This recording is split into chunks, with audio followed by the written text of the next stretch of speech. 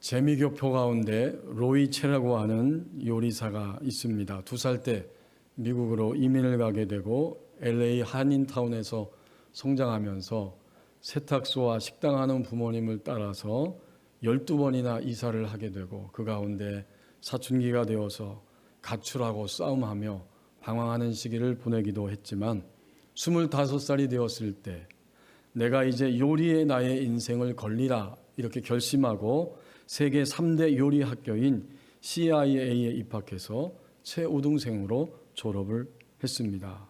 그 이후에 2008년 말에 이동식 트럭에 고기 코리안 바베큐를 차려서 미국 사람들에게 알려지기 시작했습니다. 그리고 2010년에는 푸드앤와인이라고 선정하는 최고 신인 요리사, 또 미국의 탑10 레스토랑에 선정이 되었습니다. 이제는 길을 가도 사람들이 알아보고 사인을 요청하는 그런 인사가 되었다고 합니다. 하지만 그의 삶은 여전히 분명한 원칙을 가지고 달라진 것 없이 그렇게 자기의 길을 가고 있습니다. 그가 이렇게 말합니다.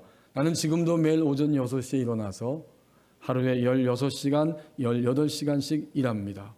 유명해지고 상을 받고 돈을 많이 버느냐의 문제는 내게 그렇게 크게 중요하지 않습니다. 다만 모든 사람들에게 음식이 완벽하게 고객에게 전달될 수 있도록 요리의 처음부터 마지막까지 서빙까지 다 지켜보고 있습니다.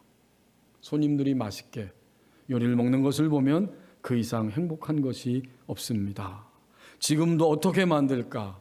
또 어떻게 먹일까? 어떻게 사람들의 영혼을 풍성하게 할까를 생각한다. 요식업을 꿈꾸는 후배들에게 이렇게 충고하고 싶다고 합니다. 돈을 벌고 유명하게 되려고 하면 이 업계에 발을 딛지 않았으면 한다. 힘들고 돈도 많이 벌지 못한다. 그리고 끝없이 연구해야 한다. 요리를 사랑하고 이 음식을 남들에게 먹여 영혼을 풍성하게 하겠다는 일종의 사명감이 있어야 한다. 여러분 어떻습니까? 이 요리사는 음식이 사람들의 영혼까지 연결되어 있다는 사실을 알고 있는 요리사였습니다. 지금도 요리를 하고 있습니다. 오늘 우리에게 주신 본문 35절 상반절 말씀을 보십시오. 인간은 필연적으로 연결되어 사는 존재입니다. 여기에 보면 적어도 세 방면에 있어서 인간이 연결되어 있다는 사실을 우리에게 소개하고 있죠. 가장 먼저 우리는 누군가와 어떤 존재와 필연적으로 연결되어 산다는 겁니다. 당연히 우리는 이 땅에 올 때 부모를 통해 연결되고 사람들과 연결됩니다. 그리고 이 누가는 또한 어떤 자기의 인생을 걸고 의지하는 어떤 신적 존재도 여기에 포함되죠. 우리 그리스도인들은 당연히 우상이죠. 다른 신적 존재들은. 하지만 사람들은 누구하고 연결되어 있습니다. 그리고 어떤 신적 존재와도 연결되어서 자신들의 인생을 살아갑니다. 두 번째는 우리라고 하는 그러한 연결점이 있습니다. 이 우리는 직장, 또 가정, 더 나아가서 내가 관심이 있고 공통의 관심사를 가지고 모이는 소그룹의 모임, 이 모든 것을 다 포함해서 우리입니다. 이 로마서 서신을 쓰고 있는 바울은 우리라고 표현하면서 로마시에 있는 로마 교회 성도들과 연결되어 있고 오늘 예배하는 이 자리에 있는 우리들도 당연히 바로 믿음 안에서 함께 연결된 우리들입니다.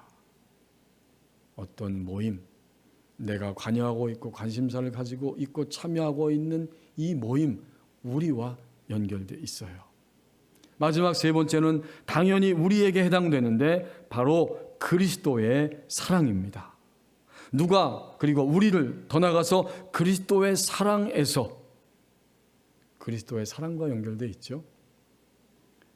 예수님이 사람의 모양으로 이 땅에 오셔서 우리 죄와 죽음을 다 해결하시기 위해서 십자가에서 고난당하시고 죽으시고 부활하셨고 이제는 내세와 영원한 나라, 현재와 내세에 이르기까지 항상 우리와 함께 하십니다.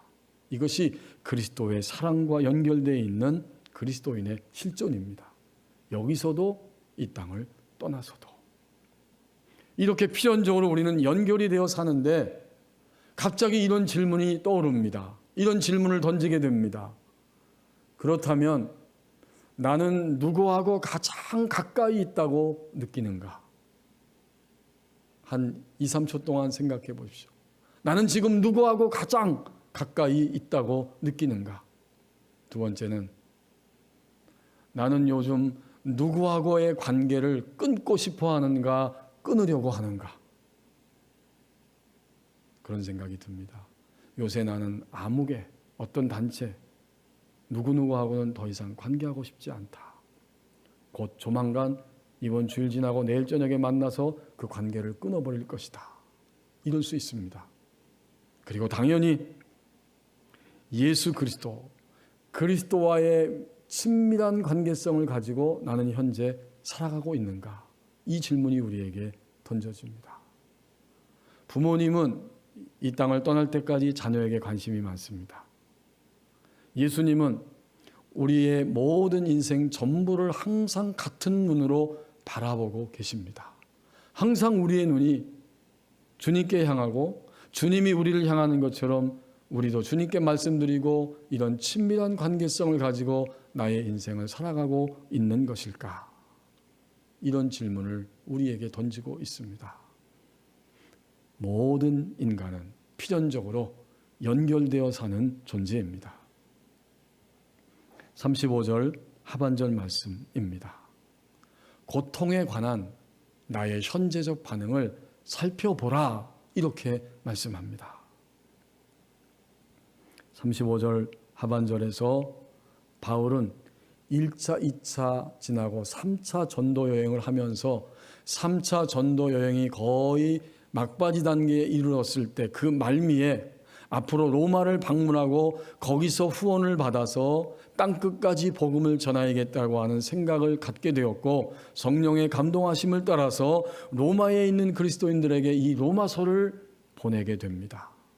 고린도에서 로마서를 집필해서 쓰고 이 편지를 로마에 있는 성도들에게 보내는데, 그러면서 오늘 본문에 보면 지금까지 주님을 만나고 주님을 위하여 사는 나의 인생 가운데 수없이 많은 고통들이 있었다는 사실을 구구절절히 35절 하반절에서 진술하고 있습니다. 어떤 것들이 있는가 보았더니 환난, 곤고, 박해, 기근, 적신, 위험, 칼, 이런 것들이 있었다는 거예요.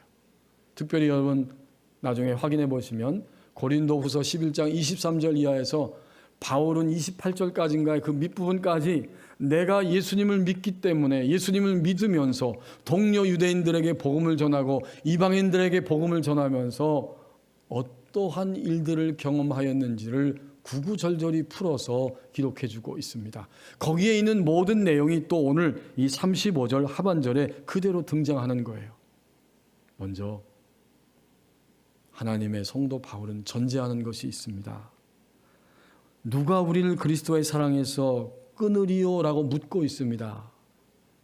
끊으리요, 끊을 수 있겠느냐 하면서 그 물음을 전제하고 내가 지금까지 당한 모든 일들을 진술합니다. 환난, 이것은 당연히 외부적으로 바깥에서 밀고 들어오는 나를 아프게 하고 힘들고 고통스럽게 하는 모든 압박과 고통들이죠.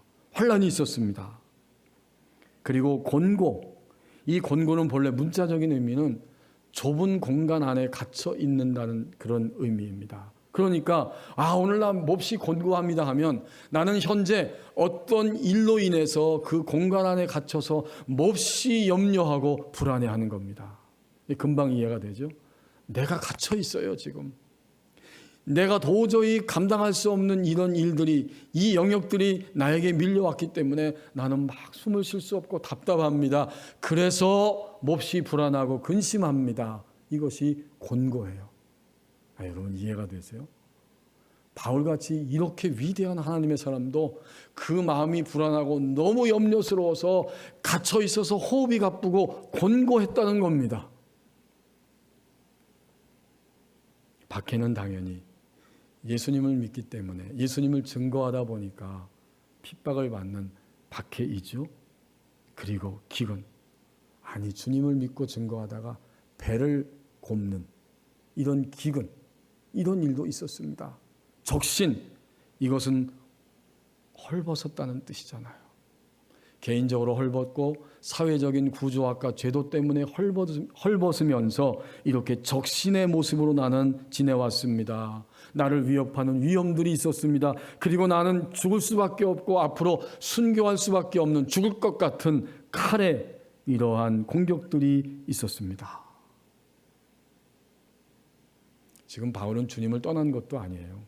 주님을 멀리하고 주님과의 그 연결된 것이 희미한 상태도 아닙니다. 주님과 견고하게 연결되어 있고 오히려 주님을 위해 나의 인생을 걸고 전진하고 있음에도 불구하고 이런 가지가지의 고통들이 나의 삶에 있었고 지금도 있다는 거죠. 그런데 35절 하반절 말씀에서 현재적 고통에 반응하는 바울의 모습이 그대로 드러납니다. 그게 뭘까요? 끊으리오라고 하는 물음입니다. 이것은 수사적인 질문의 물음인데 당연히 끊으리오 다음에는 어떤 답이 오냐면 끊을 수 없다. 이런 답이 오는 거예요. 바울은 이렇게 현재적 고통에 반응하고 있습니다. 결코 끊을 수 없다.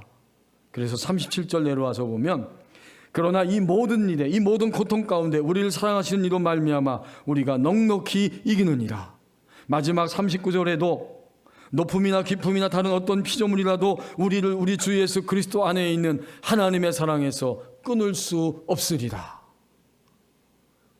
끊을 수 있겠느냐라고 물음을 던지지만 끊을 수 없다.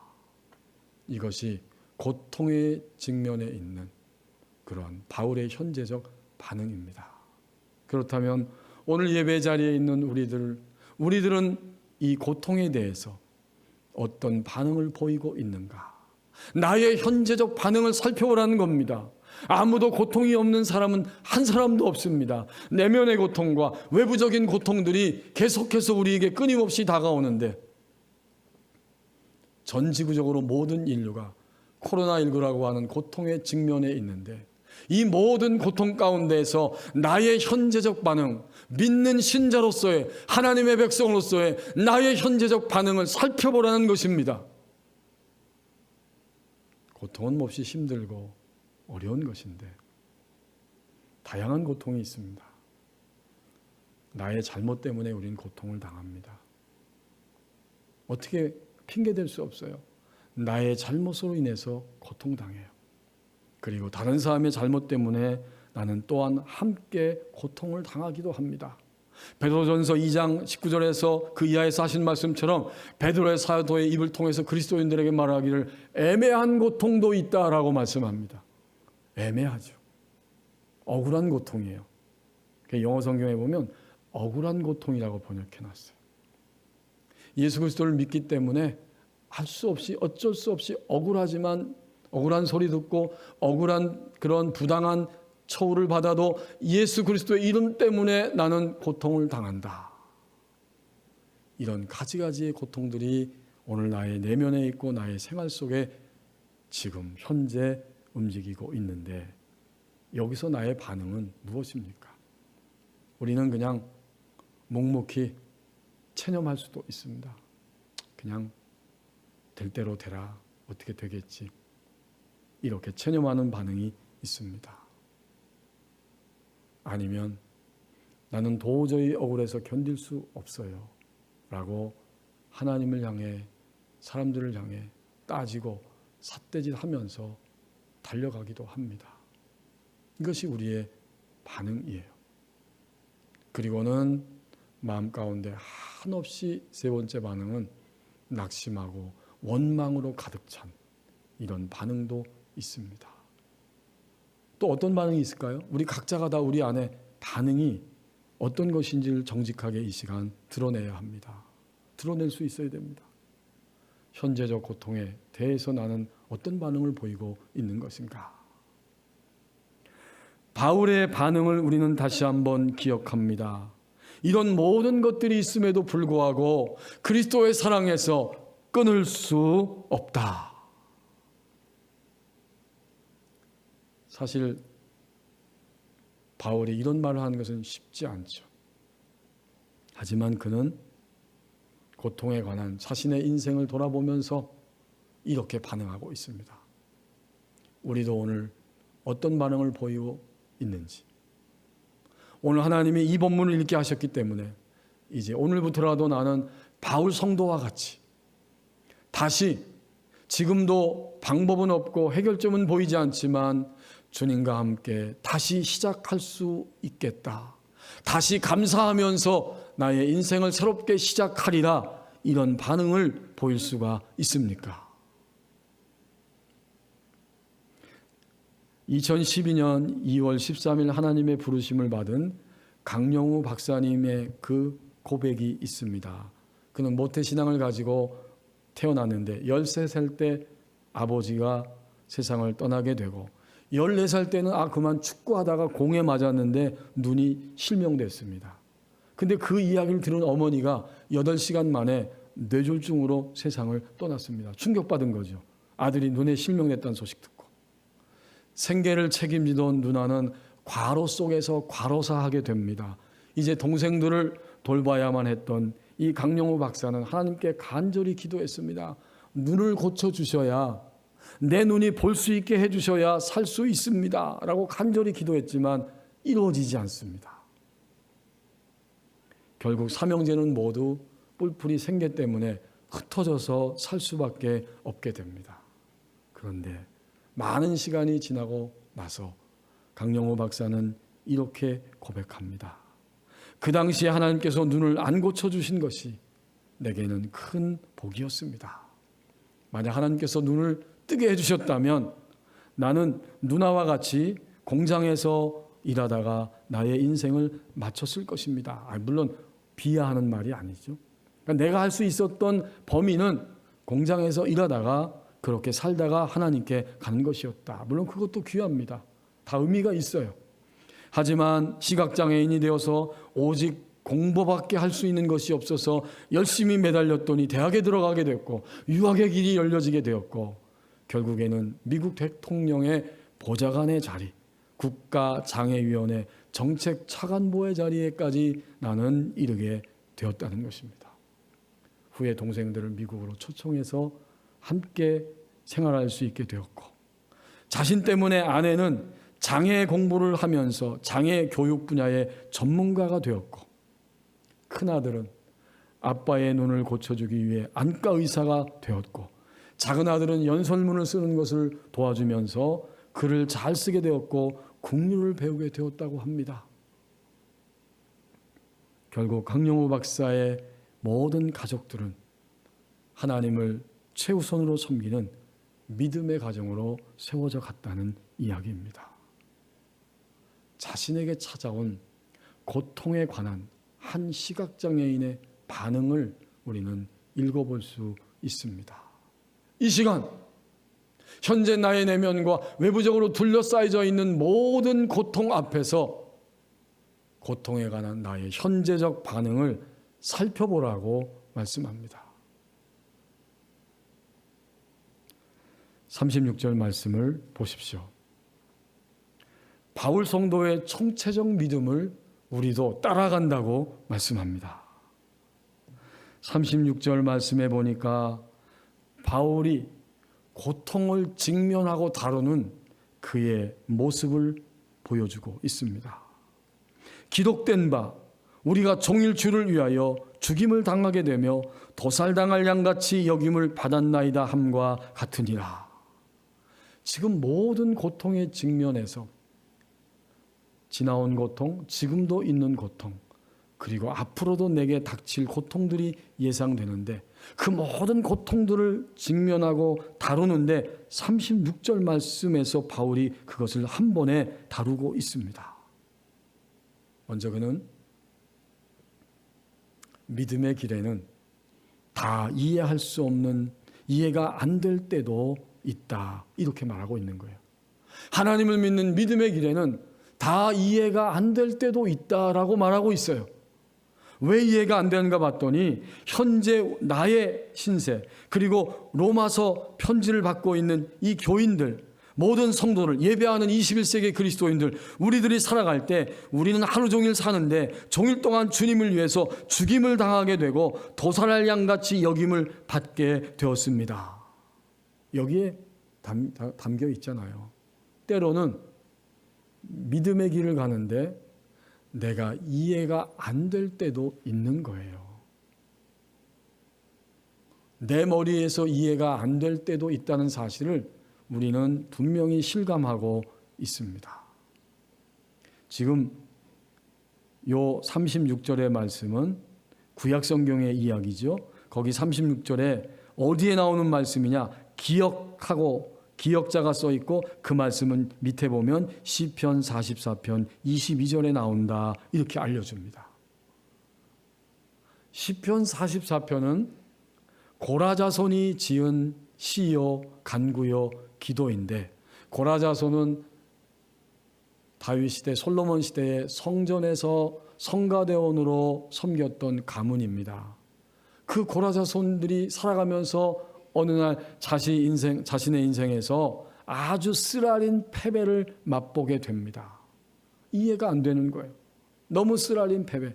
그렇다고 우리가 주님을 떠난 것도 아니고 주님을 배반한 것도 아니고 주의 말씀을 따라서 정상적으로 그 방향을 향해 가고 있음에도 불구하고 왜 우리에게 이런 쓰라린 패배가 찾아왔는가?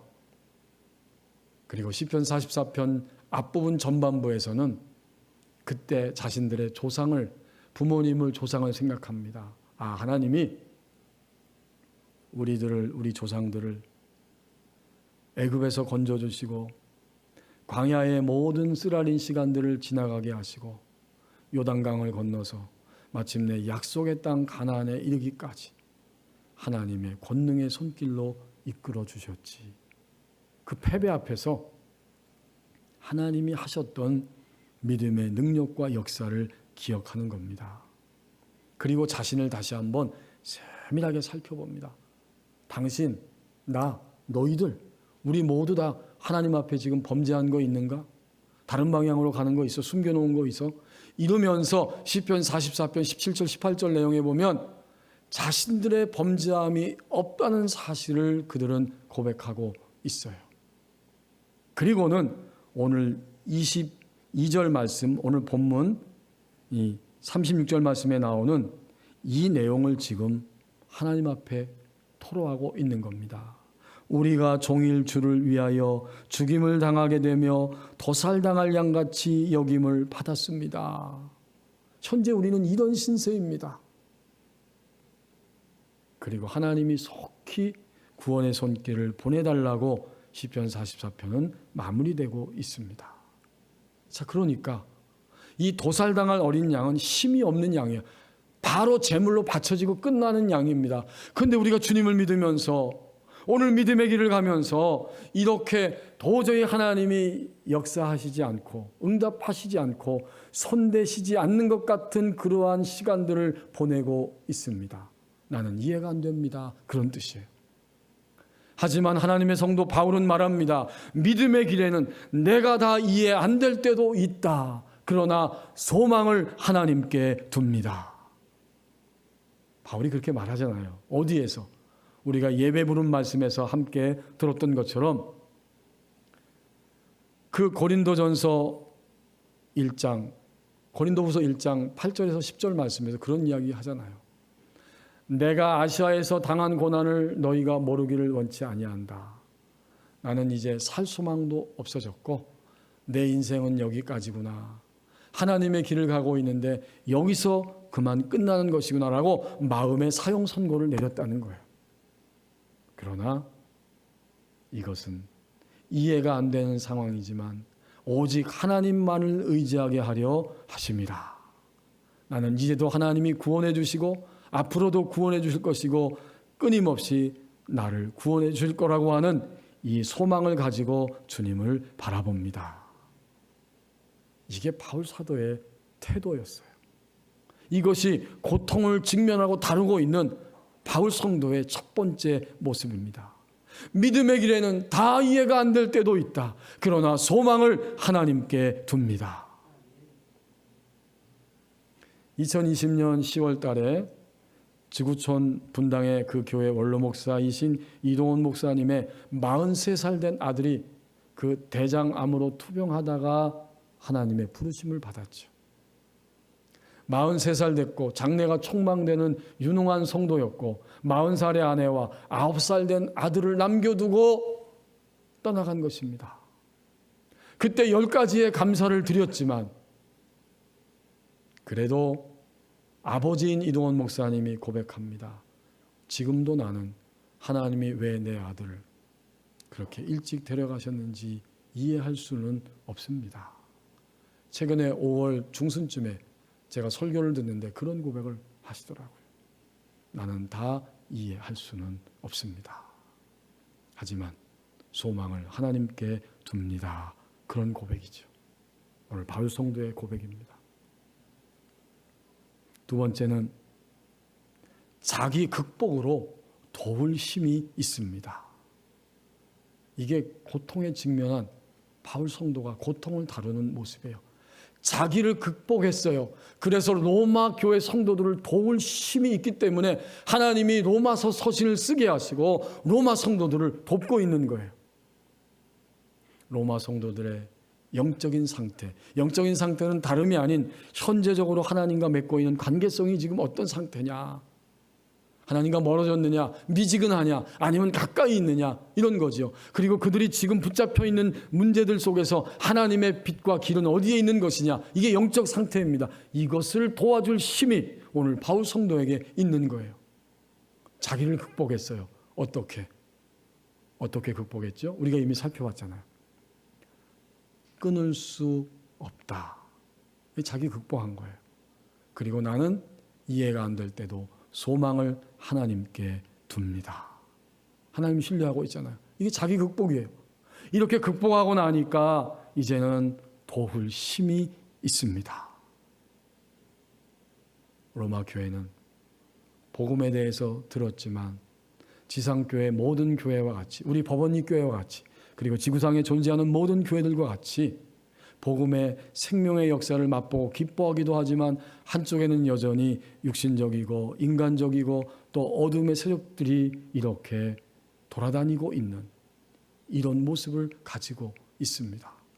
로마서 14장 1절, 로마서 15장 1절에서 7절에 보면 이 로마 교회 안에는 먼저 주님의 선택을 받았던 유대인들과 훗날에 주님을 믿고 이방인이었다가 교회 안에 들어와서 하나님의 백성이 된 유대인과 비유대인 사이에, 이방인 사이에 우월감과 서로 그렇게 견제하고 있는, 시기하고 있는 이러한 아픔들과 고통들이 있었습니다. 믿음이 강한 자와 믿음이 연약한 자 사이에서 부딪히고 아파하고 힘들어하는, 비난하는 이러한 갈등의 일들이 로마 교회 안에 있었습니다.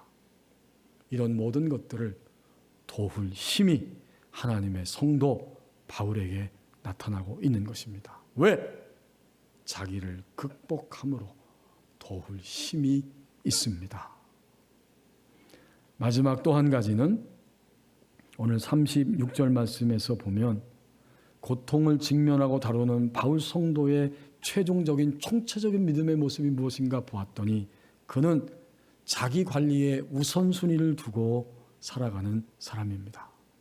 자기 관리에 우선순위를 두고 있습니다.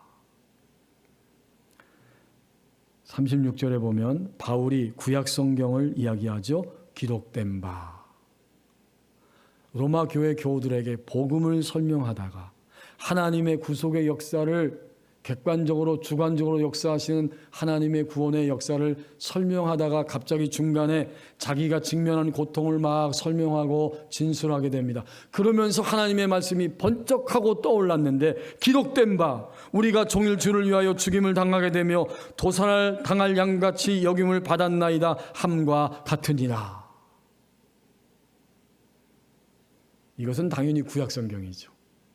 바울이 살던 시대에는 신약 성경은 아직 기록되지 않았잖아요.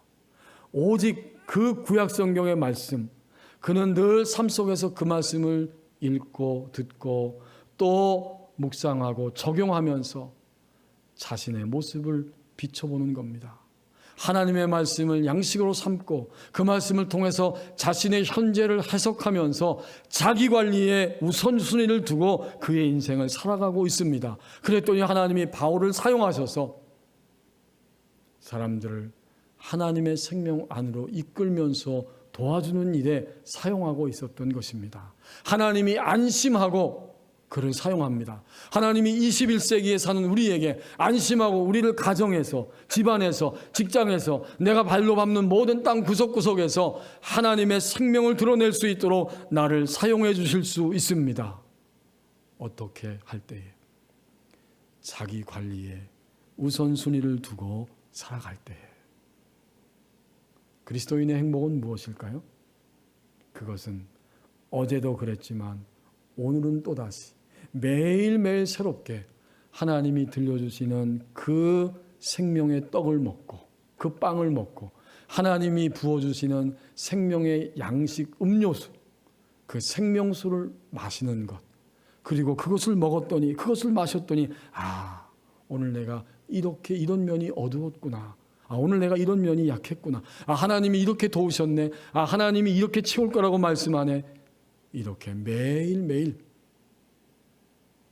자기를 관리하는 일에 최우선순위를 두고 살아가는 삶, 이것이야말로 그리스도인의 행복입니다.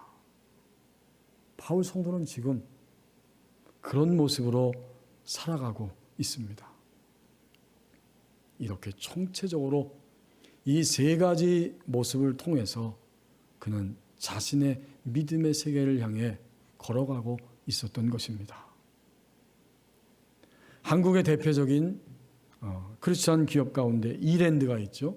오래전 이야기인데 IMF 때 구제금융시대에 파산 직전까지 갔고 이제 내일 파산 신청을 할 수밖에 없었는데 갑자기 한 외국인 기업에서 엄청난 투자를 통해서 간신히 이 파산을 면하게 되었습니다. 그때 이랜드 회장인 박성수 회장님이 그 외국인 간부에게 물어보았다고 합니다. 왜 아무런 연고도 없는, 알지도 못하는 우리 회사에 이렇게 거액의 기금을 기부할 수 있게 되었느냐. 이런 답이 돌아왔다고 합니다. 우리가 한국에 투자할 만한 회사들을 다 조사했는데 당신 회사만 이중장부를 쓰지 않더라고요. 당신은 정직했기 때문에 살아난 것입니다. 이 대답을 들었을 때 박성수 회장은 평소에 고지식하다, 이런 소리, 이런 비난을 받을 정도로 정직하게 기업을 경영해 오면서 융통성이 없는 저 사람은 앞으로 힘들 거라고 하는 비난, 이런 많은 소리를 들었던 기억이 나게 되었습니다. 그리고 눈물 흘리면서 훗날에 이렇게 간증했습니다. 정직하면 보통 때는 힘든 게 사실이지만 죽고 사는 것이 달린 절체절명의 진짜 위기 앞에서 하나님은 정직한 자의 손을 들어주십니다. 자신 앞에 찾아온 고통 앞에서 하나님이 주시는 결말을 보게 되었습니다. 정말 우리는 바울 성도의 최종적인 믿음의 최종적인 모습을 우리도 따라가는 것입니다. 따라갈 사람이 있다는 것은 얼마나 복됩니까? 지금까지 우리는 누군가의 믿음의 모습을 보고 따라와서 여기까지 왔어요. 우리도 누군가는 우리의 믿음의 모습을 보고 우리의 총체적 믿음의 모습을 보고 따라올 수 있는 자리까지 가야 합니다. 바울 성도의 믿음의 최종적인 모습을 따라간다고 말씀합니다. 코로나19 시대에 오늘 대면의 예배 자리, 그리고 영상으로 비대면의 예배 자리에 있는 우리들은 분명히 믿음의 길을 걷고 있는 사람들입니다. 믿음의 길을 걷고 있는 우리에게 하나님은 질문하시고 격려하시고 위로하시고 확신을 주십니다. 기도하겠습니다.